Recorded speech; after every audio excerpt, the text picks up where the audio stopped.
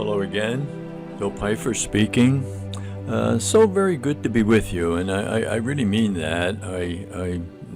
I'm not trying to say anything that moves you in any particular direction. Just good to be with you. Life is good, and I believe death is good. Yesterday, one of our neighbors, a good neighbor, Mike died. He finished his life, and everything that he was to do, he has accomplished, and he has gone on. Sometimes it takes a good funeral or a good death of a friend to bring us back to reality, to say, what is it that really matters? What is it that is really important? Again, no one ever says on their deathbed, gee, I wish I had bought inch-thick rugs or traded up to a Cadillac or had spent more time at the office. We just don't do that. Realize at that moment what really is important. C.S. Lewis once said, and I mentioned this a couple days ago, aim at heaven and you will get earth thrown in. Aim at the earth, and you will get neither. It's good for us to know what are the essential questions in life. Billy Graham used to constantly say, I'm just a traveler. I'm passing through. And that's really the truth, isn't it? We're all passing through. And if you stop for a moment and really understand that, you say, I am a traveler. I'm a passenger on this journey, and I'm not going to get finished with it like everybody. I'm going to be finished just the same way as everybody else. That's really the truth. The Catechism again. God, it keeps coming back to me. That's why did God? He made me to know Him. Well, you got to know Him. You got to do the Scriptures. You got to really pray. You got to serve Him in this world and to be happy with Him forever in heaven. That's why we're here, and for no other reason. And we don't seem to understand it. It's ironic. We get PhDs and bachelor's degrees in all kinds of things, but we remain grade school children, sixth graders in our relationship with God. And it really doesn't make any sense. Let me just share with you again a little story that I think really speaks the truth. A disciple once asked the wise man, "What can I do to find enlightenment, grace, or God?"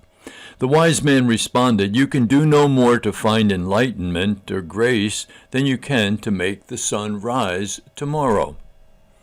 The disciple questioned, "Then why did you give me all of these prayers to say and fasts to keep and other practices and other spiritual disciplines? Why did you give me all these things to do?" And the wise man said wisely, "To prepare you for the moment when enlightenment and grace comes." That's why we do all of these things, to prepare our hearts to be able to be ready when God comes. Do you think that Gandhi or Martin Luther King or Mother Teresa got up one day and said, "Oh, I'll save India, I'll save the black people, I'll save all of the poor in India"?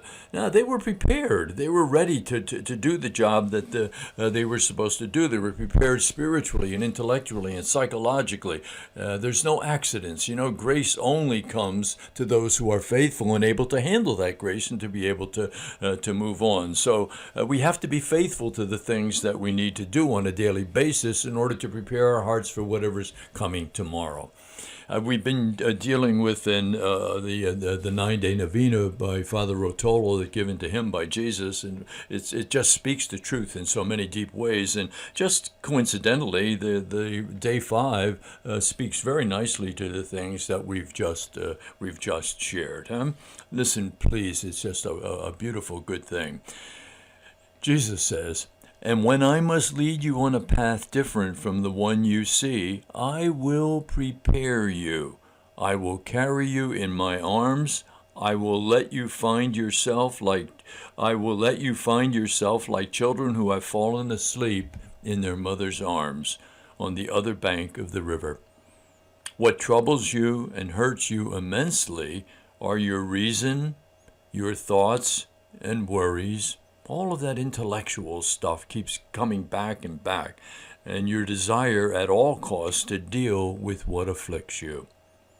And then the 10 times again, prepare your heart. We have to know and serve and love and be happy with Him. Be a traveler, but be a successful traveler. Oh, Jesus, I surrender myself to you. Take care of everything. Oh, Jesus, I surrender myself to you. Take care of everything. As we say that over and over, it becomes more real in our hearts, and it begins to transform our lives so that we can be transformers of others. Feel free, please, to share this with other people. We're here for no other reason than hopefully to be able to say something that touches your head or inflames your heart to be more of who you indeed are supposed to be. You know, again, funerals do that for us, don't they? They remind us the end does come. And when the end comes, no matter how you try to cut it, you have to be ready for that moment when you move on. As the liturgy says in the Catholic Church so nicely, life is not ended, it is merely changed. And that's the truth for all of us. It's not ended, it's just merely changed. So we go from life to life. What a wonderful and consoling thought that is. So happiness tomorrow, again, always depends on doing the truth today. So good to be with you, and hope that you're in the process of preparing yourself always to hear the next thing that God wants to do in your life. Love you. Keep me in your prayers. You're in mine. God bless.